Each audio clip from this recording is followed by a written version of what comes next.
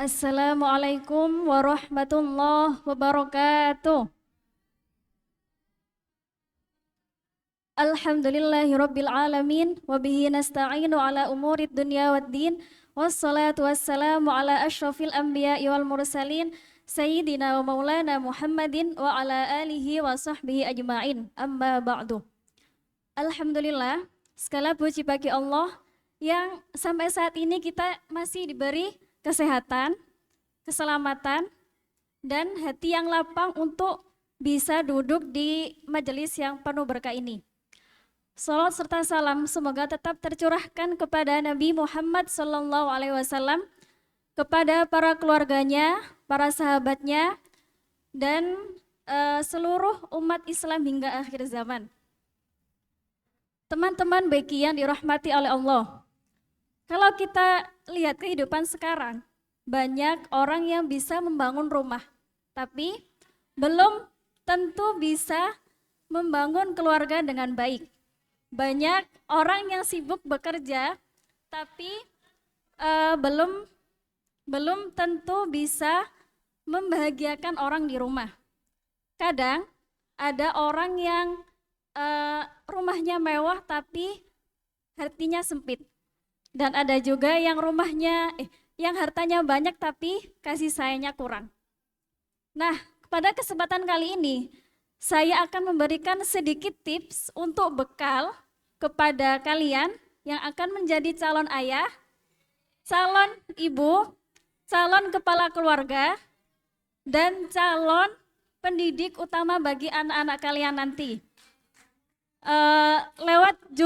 Lewat kultum saya yang terakhir ini yang berjudul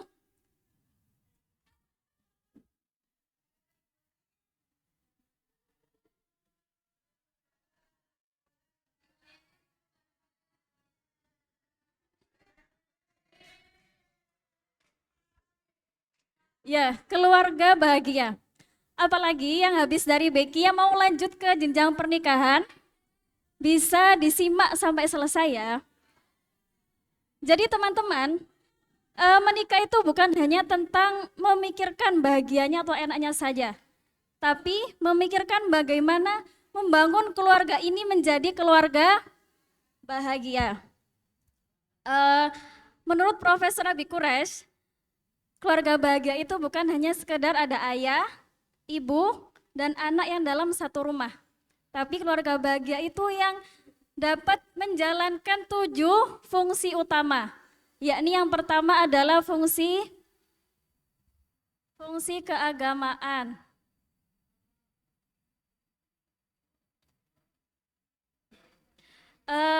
Dalam fungsi ini semua keluarga itu mempunyai peran penting dalam menjaga fungsi ini.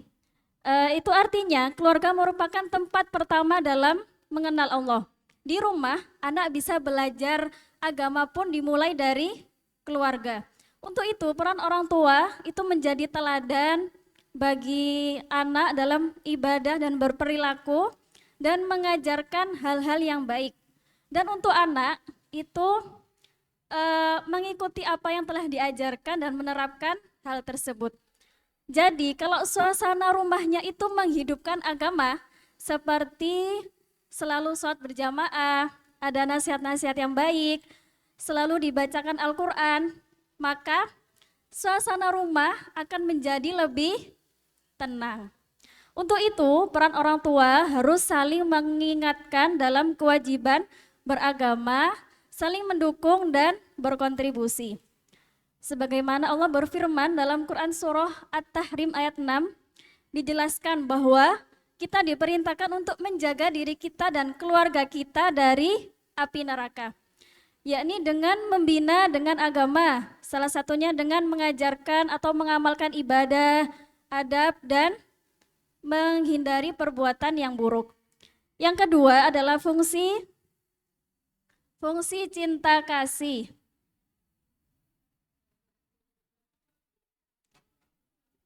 Keluarga harus jadi tempat aman untuk pulang. Ada rasa kasih sayang, dihargai, perhatian, dan didengarkan. Dengan kasih sayang ini, keluarga akan lebih mudah untuk saling memahami, saling terbuka, saling bekerja sama, dan menjaga keharmonisan. Untuk itu, keluarga akan lebih, untuk itu rumah akan menjadi tenang dan menenangkan. Sebagaimana dalam Quran surah Ar-Rum ayat 21, Bismillahirrahmanirrahim. Wa min ayatihi an khalaqalakum min anfusikum azwajan litaskunu ilaiha wa ja'ala bainakum mawaddatan wa rahmah inna fi dzalika laayatil liqaumin yatafakkarun. Dijelaskan bahwa cinta dan kasih sayang merupakan salah satu dasar kebahagiaan dalam berumah tangga. Yang ketiga adalah fungsi perlindungan.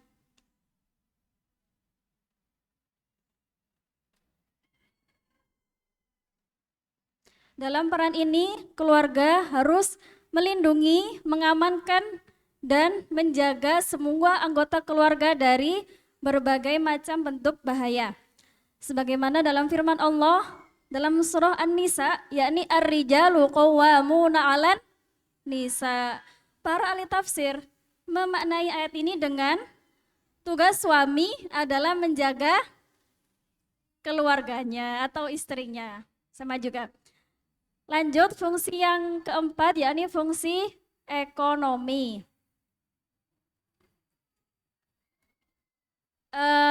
Fungsi ekonomi. Di sini orang tua harus menyediakan nafkah yang halal dan baik.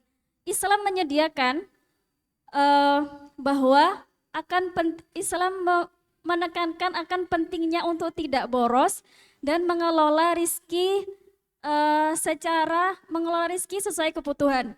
Pemenuhan kebutuhan ekonomi tidak hanya tentang soal materi saja, tapi soal bagaimana menjaga keberkahan rizki tersebut agar membawa kebaikan di setiap anggota keluarga. Dan yang kelima adalah fungsi pendidikan. Ini dipandang sebagai amanah yang sangat besar. Keluarga bertugas menanamkan akidah, akhlak, dan adab sejak dini pada anak. Sesuai apa yang diajarkan oleh Rasulullah, bahwa setiap anak itu terlahir dalam keadaan fitrah dan orang tualah yang membentuknya. Pendidikan di sini bukan hanya tentang soal mengajarkan ilmu, tapi mengajarkan bagaimana dekat dengan Allah dan Rasulullah, dan bagaimana bersikap jujur, disiplin, dan terus membimbing agar anak menjadi manusia yang bermanfaat. Yang berapa ini? Yang keenam adalah fungsi sosial budaya. Keluarga di sini bertugas untuk menanamkan nilai-nilai sosial seperti bagaimana cara bersikap di tengah masyarakat, menghormati tetangga, menjaga tradisi baik, dan bersikap sesuai dengan nilai-nilai agama dan budaya. Dengan itu keluarga akan peka terhadap lingkungan dan membawa akhlak Islam di tengah masyarakat. Yang ketujuh adalah fungsi reproduksi. Ini tentang keberlanjutan keturunan. Jadi melalui fungsi ini, itu Islam mengajarkan bahwa anak harus diberi perlindungan, diasuh dengan kasih sayang, terus diberi perlindungan, dibesarkan dalam lingkungan yang sehat lahir dan batin. Di sini keluarga wajib memenuhi hak-hak anak sesuai apa yang diajarkan oleh Quran dan hadis. Dengan ini anak akan mudah tumbuh menjadi generasi yang kuat dan berakhlakul karimah. Jadi teman-teman, dari 7 fungsi tadi dapat disimpulkan bahwa keluarga bahagia itu bukan keluarga yang sempurna, tapi keluarga yang saling belajar, saling menguatkan, dan saling menuntut menuju jalan Allah. Dan ingat, kita tidak bisa memilih terlahir dari keluarga seperti apa, tapi kita bisa memilih keluarga seperti apa yang kita bangun. Maka sebelum kalian menjadi seorang ayah, seorang ibu, dan menjadi pasangan bagi seseorang, siapkan dulu diri kalian. Siapkan ilmu, akhlak, dan siapkan hati. Karena laki-laki yang baik pasti akan mencari perempuan yang baik. Dan mudah-mudahan lewat majelis yang singkat ini, Allah karuniakan kita kemampuan untuk membangun rumah yang bukan hanya tempat untuk tinggal, tapi tempat untuk pulang. Bukan hanya tempat untuk berteduh, tapi tempat menyembuhkan dan menenangkan. Dan semoga kita kelak dipertemukan oleh pasangan yang tepat di waktu yang tepat.